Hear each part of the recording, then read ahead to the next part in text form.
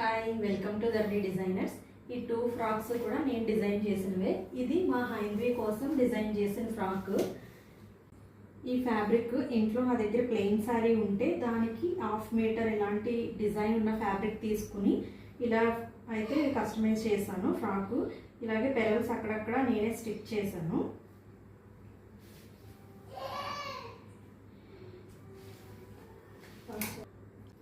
ఇది ఇంకొక frock. Fabrics అయితే వాళ్ళే పంపించారు. వాళ్ళు ఇచ్చిన ఫ్యాబ్రిక్తోనే మనం ఈ ఫ్రాక్ని అయితే ఇలా డిజైన్ చేసాము. ఈ వర్క్ చేసిన ఫ్యాబ్రిక్ అయితే చాలా తక్కువ ఉంది.